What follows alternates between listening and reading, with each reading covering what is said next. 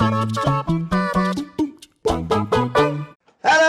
and welcome to It's All Kicking Off, another WhatCulture football podcast from me, Adam Wilbourn, joined by Manchester United fan and WhatCulture football presenter Gareth Morgan, here to talk all things Manchester United. But before we get into it, if you're a fan of this sort of thing, make sure you subscribe to WhatCulture Football wherever you get your podcasts from for daily football podcasts. As I said, though, joined by Gareth Morgan, Manchester United fan. Of course, tonight you are playing Brighton, but before we get onto that, your analysis, Gareth, of this year's season for Manchester United. It's been an odd year, really. It really has. I know it feels like it has been for the last 6 years at this point. But I don't know. I mean, we started positive because obviously we brought in Maguire, brought in Wan-Bissaka, brought in James, and there was just this really nice injection at the start of the year. Just thought, wow, okay, bit of pace, bit of stability in the team.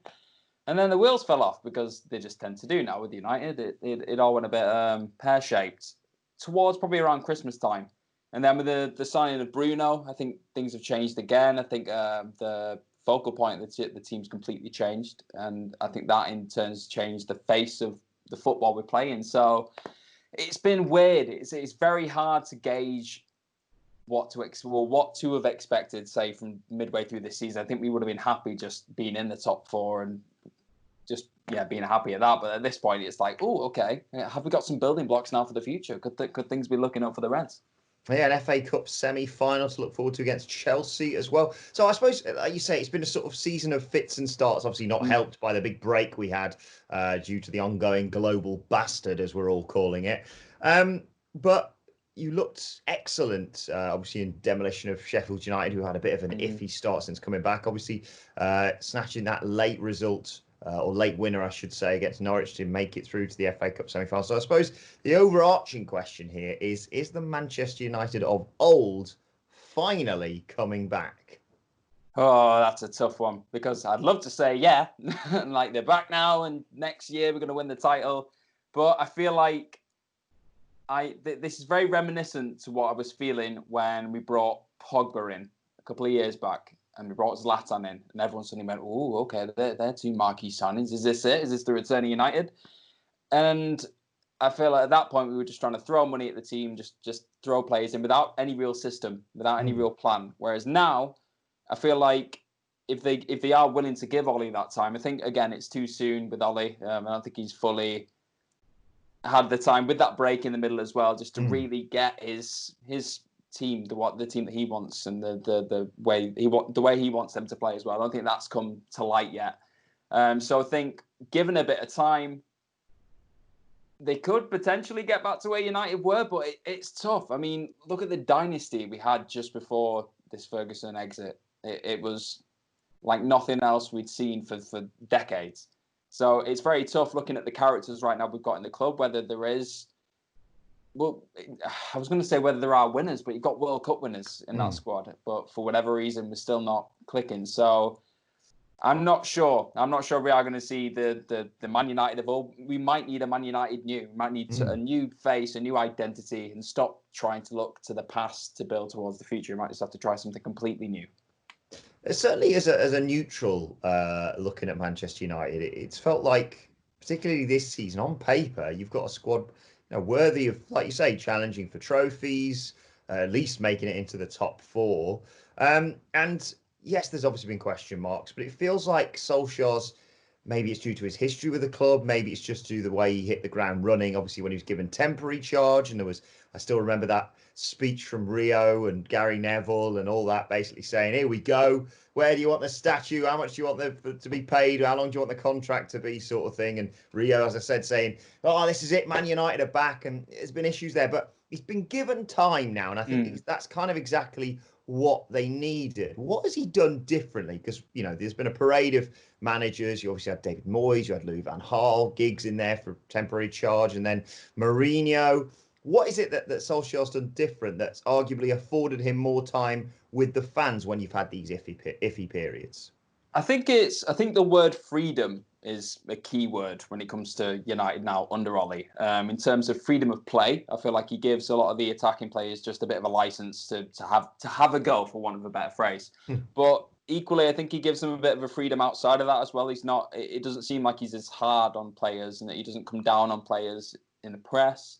We don't hear of that many riffs per se. I think the closest thing we've had to a riff is Pogba apparently saying he didn't want to play and making up excuses to not play, and now suddenly he's back playing. So it just feels like much ado about nothing in terms of trying to find holes to pick in United right now, which is good because right now it just points to a dressing room that seems happy, content. I mean, you have got players like Gomez is obviously saying he wants to leg it, he wants to go at the end of his contract, which I don't think it's an upset with like the way the locker room is or anything like that. I think it's more just opportunities. He just sees that he's not really in line at this point to very similar to Pogba. He's probably not in the in line to get into that first team anytime soon, even though he is such a talented player. But what Ollie's done really well is he's just settled things. He's probably brought in a certain aspect of. I'm scared to say he's brought in the traditions of the old Manchester United because I don't think he wants to try and make a carbon copy because I don't think you can make a carbon copy of what's gone down well in the past.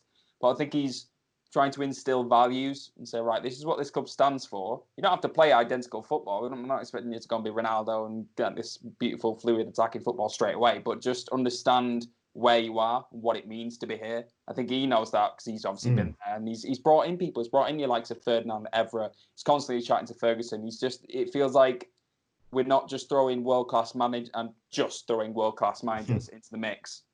We're actually trying to build something from the ground up, from the foundations of United that were there anyway.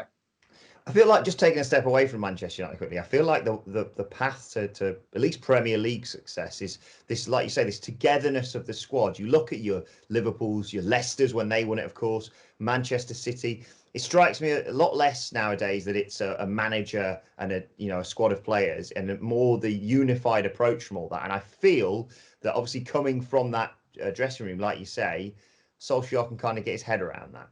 Yeah, and I think if you look at Liverpool, just look at Liverpool this year. It's a team full of world-class players that are all pulling in the same direction. It's not a team built behind one thing. It's not a team built behind a Suarez. It's not a team built behind one aspect of play. It's a team that can do a lot of different things.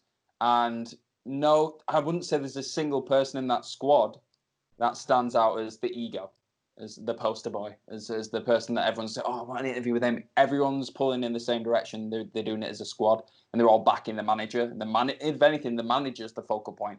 So I think that's something that United might be moving towards, which is strange because for years, for ever since I can remember, there's always been somebody at United who's been that person, your Rooney, your Ronaldo, even before that, your Beckhams, like just somebody. And Pogba has been that to a certain extent, but I feel like now United fans in general have rejected the idea of that, and they just want him to play.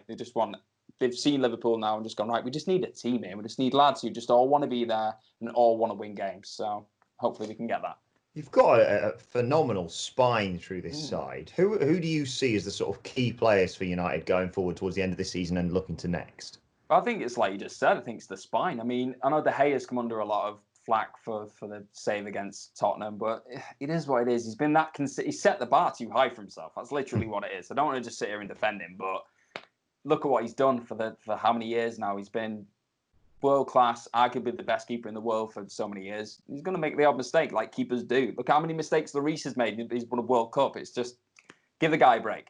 Then if you look at like in defence, you've got Maguire there who could partner any centre back I think in the Premier League at this point. But next to him, I think that's the issue. I think that's something that United is still probably struggling, and they need to bring somebody in to efficiently partner him going forward. Because I think Lindelof's all right, Barley's all right, but I think they're players that you bring in for your FA Cups, your Champions Leagues, Europa Leagues, when you need to have that squad rotation. Very solid squad players.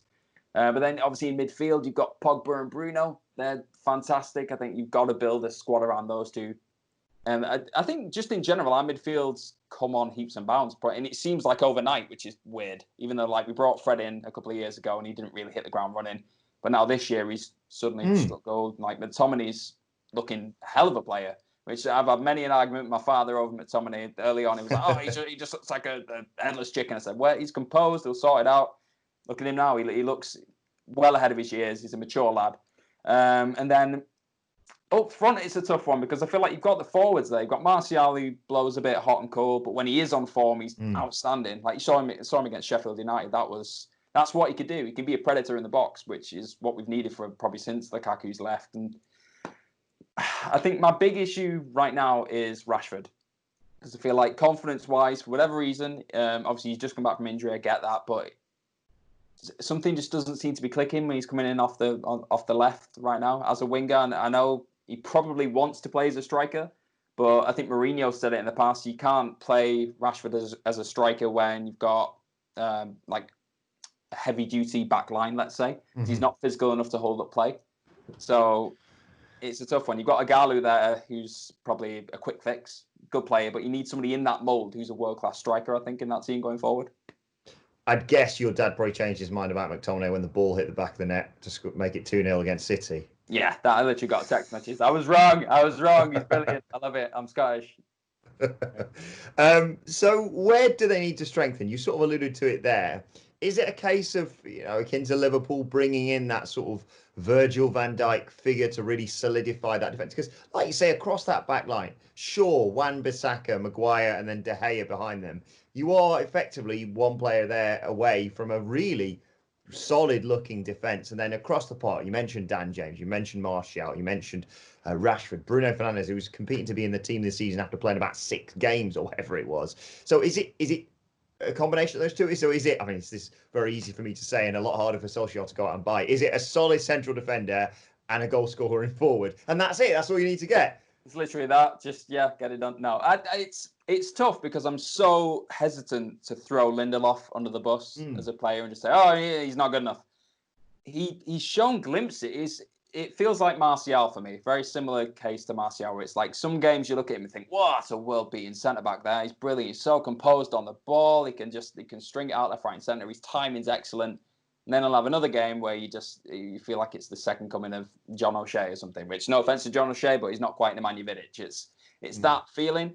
And I feel like Maguire is that figure, very similar to Van Gaal. I think he can be that driving force of the back line. I feel like he can definitely be that, but he just needs somebody next to him like a Joe Gomez. You know what I mean? Just somebody who's quick, somebody who can move around. He's got probably a bit more of an athletic prowess to him than Maguire, because Maguire is brilliant at reading a game and he's physical enough in the air and everything, but he can't get back as quick as somebody like Joe Gomez. I'm trying to think off the top of my head though, apart from probably Varane, somebody like that, but Varane's, not everyone's got Varane money just lying around. And he's not somebody who's probably going to be over the moon to come to United at this point when Real Madrid are looking like they're going to win the league. So it's tough. It's saying, we need these players. We need a world-class striker. Harry Kane. Is Harry Kane going to come to Manchester United at this point? It's a lot easier, like we've said, just to say, we should bring in these players and that's who they need, than actually the players. Number one, and it's difficult to say this as a United fan, because there was a time where you literally, Ferguson would just say, I want that player. And they go, I want to be Man United. Of course I do. But now we're at a stage where people are really thinking, if they go to United, it's not a guaranteed thing. I'm going to probably even win an FA Cup. So it's a tough one. I do feel, though, that Man United now, a lot more than they did, say, 2 or 3 seasons ago, like you said, when they were going through this period of transition, could advertise themselves as a really developing squad and say, you come to this squad and we will sort of win trophies as a result of you being part of it, rather than being brought in as a sort of bit-part player. But I tend to agree about the Maguire side of things. I love Harry Maguire. I think he's incredibly talented. The money that they paid for him is not really a reflection of him, but more just the way the game is right now, which is rather unfortunate. But like you say, I think was it Bergwijn who went past him for Tottenham's goal? Didn't look great, that. A pacey defender alongside, Harry Maguire, who's going to stick that massive head of his on everything. It would probably work wonders. Looking ahead to tonight's game, you've got Brighton and Hove Albion, of course. A big game for you, not only because, of course, Brighton got that result against Arsenal and they're still, probably just a little bit looking over their shoulder. I think they should be fine now, even with just the points that they've got this season. But, they probably want 1 or 2 more wins to just solidify that position in the Premier League next season. But it's huge for you, considering how Wolves are playing and the run-in that Wolves have got. As much as you look great against Sheffield United, you need to keep winning. I think a win would put you level on points with Wolves, but with a better goal difference, of course. Crucial game tonight. It definitely is. I think we've been helped by Leicester's form recently as well. The fact that they're starting to slip back down. For me, I don't feel like it's been a weird point, because you've seen it with Sheffield coming into this break. Sheffield were looking outstanding. They were looking unbeatable at times. Like, they just looked so solid as a team, and now they've come out of it, and it's odd. It's hard to sit there and say, oh, it must be this, it must be that. It's an unprecedented situation. They've just handled it in a different ways than some of the other teams. I'm looking at Chelsea right now. Chelsea look like a team and a half. And if we're playing Chelsea in the semi-final of the FA Cup, a couple of months ago, if you said we were going to be playing Chelsea, I'd be thinking, yeah, probably got a good chance for that. Now I'm thinking, oh God, Pulisic doesn't look like the kind of guy I want to be coming up against if my name's Harry Maguire. Do you know what I mean? So it is a very tough game. It's not as much of a given as it would have been, say, 10 years ago if we were up against Brighton. But I think that's just testament to what the Premier League is right now. It's a league where teams like Brighton can quite honestly go into games against your likes of United, City, Chelsea, maybe even Liverpool on the day and just have a go. And I think right now not having fans in stadiums is a massive, massive help to probably the lower league teams, because there's no intimidation factor. There's not been much of one at United for a couple of years now, but when there was, like, going there and like trying to play in front of the Stretford End, it was a nightmare. Whereas now you're just playing in front of a big stadium and some people have cardboard cutouts there. It is what it is. So I think that's definitely going to come into play tonight. I think when Solskjaer started with Rashford, Martial, and had Pogba, Greenwood, we've not even mentioned Greenwood at all, but playing Greenwood off the right as well. I think if he starts with those lads, I think when we've got a bit of pace, when we've got something to aim at and to hit on the counter-attack, we're looking like quite a team. But then when we've not, like we did throughout much of the game against Norwich, when we just go with players that are more technically minded than, let's say, speed-orientated, I think we come up short. So I think we need to start with the likes of Rashford, Martial, I go Greenwood over James tonight, personally. I think he's a lot more dangerous. I think we do that, then I think we could be in a good situation. So this is one of those games that kind of shows whether or not Man United have moved on from the last few seasons, isn't it? Because, obviously getting a result against Sheffield United is great, especially considering where they are on the table, even if you include the fact that they haven't had a great return since